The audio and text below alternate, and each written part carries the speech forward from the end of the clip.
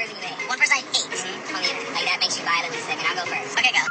Oh my hate. Oh no, that bitch I can't stand. No, it's like, what is actually happening? You know the hate that Kendrick has for Drake? I have that level of hate for this bitch. It's just like, why are you speaking? I don't know if that bitch is still breathing or not. I'll figure out what's going on with you when I'm reading your obituary. I'll be happy with that. And so you guys need to support his brand, Space Camp. I love the way it goes on my lips. My brand. Size, his brand. Yeah. Founder speaking. Yes, you could go find a hobby. Okay, so obviously I was tagged in that video a few 100,000 times, and I have to be honest, I'm extremely tempted to sit here and be very petty and show you guys screenshots of Larray DMing me a few months ago saying that he loved my content and even called me a genius. 100% his words, not mine. I would never say that about myself.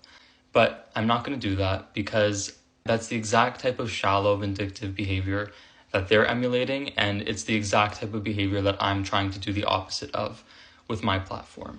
But I am going to say something that I don't think either Larray or Nick Sturniolo will honestly grasp in this exact moment, but maybe in 30 years when they look back on this temporary celebrity experience that they've had, they may understand. And it's, I would truly rather be criticized for being truthful than be celebrated for being neutral. And if we look at the common thread between influencers and all influencers like them, that's what it is.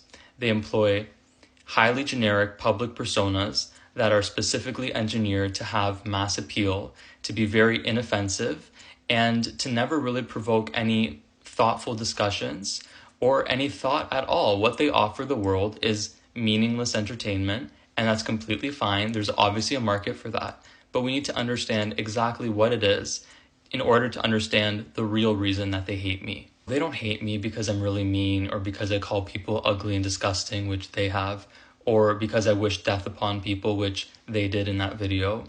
They hate me because I threaten their product. And their product is the false perception of their personal brand that they sell to you to be consumable to the masses. And when somebody comes along who's able to understand influencer culture and then articulate it in a way where it lands with people, that doesn't just make them uncomfortable. It is literally existentially threatening to their entire existence, their entire career, and the sole place where they source their sense of self from, which is social media and the personas that's attached to it. On a personal note as well, and I'm speaking to my followers now, like I'm not actually talking to Larray through the screen because he blocked me anyway. But when my videos started to get a little bit more attention, I had a lot of influencers, even influencers in this specific friend group, reaching out to me, inviting me to things, encouraging me to move to LA, inviting me to events and birthday parties and things. And I immediately just felt like in my soul, like run. Like this is not the path that you want to go down. And I'm so glad that I've actively chosen not to, because just even visiting Los Angeles briefly, I saw the way that this type of career corrupts people and the way that these influencer friend groups honestly operate exactly like cults, where they have very specific rules. You can't say anything about the family, you can't inject anybody's name, and you can't speak honestly about the collective shady business practices that is influencer brands, because if you start to do that, the businesses would start cannibalizing each other. So it's almost like an organism that has to sustain itself. Like it's very, very dark, and that's the real reason why I'm so triggering, because if you actually just look at a transcript of the words that I've said in every single video, I've never said anything that has not been substantiated with fact. And then to address the second part of that video where Larray said some bitches need to get a hobby, me being the bitch in that sentence, the irony of that statement is that social media is in fact my hobby. A hobby is something that you do on the side for fun, that you don't make money from. I've made $0 from TikTok. We do not have a creator fund in Canada. Therefore, this very much is my hobby. And the hysterical part of you saying that statement is that it exposes your own deep insecurity, because you can't afford to see social media as a hobby. It is your very existence. It's your lifeline. It's where you have made your millions of dollars from that have enabled you to possibly retire by the time you're 30 if you need to. And it's actually because this is my hobby, because I haven't monetized my account in any way. I've never accepted one brand deal from anybody. I've never made any money here.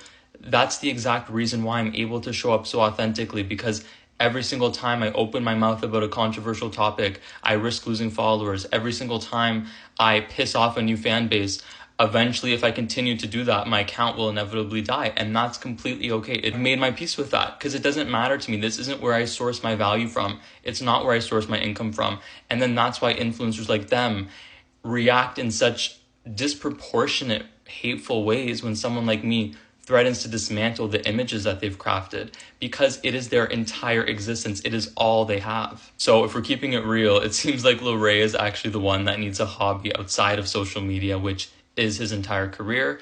And no, clout chasing does not count as a hobby, because that is also an activity that is part of being an influencer, aka his entire career. So that's just my 2 cents on the situation. I do not hate either of these individuals. I wish them both a long, happy, healthy, successful life, even if they don't wish it for me. But a word of caution is definitely to be very careful about the types of people that you idolize and the parasocial relationships that you develop with them. Because if they are capable of not only wishing death upon somebody, but videotaping that, editing it, and then blasting it out to 10 million people, just imagine what they're saying behind the scenes. Because oftentimes the types of personas that you are developing these parasocial relationships with could not be further away from who they actually are as human beings. And if you don't start realizing that now, you're going to be continuously disillusioned and disappointed with the types of people that we platform.